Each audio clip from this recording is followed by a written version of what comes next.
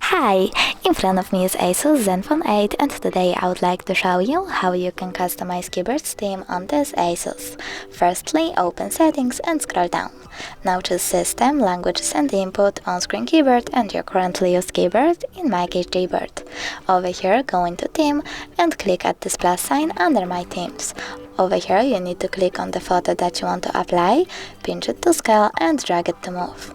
When you're done, click Next. Adjust brightness by swiping left or right and tap Done. Lastly, click on the switcher next to key borders to turn them on or off and tap Apply.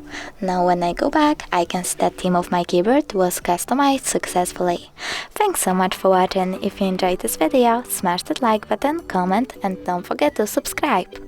Bye!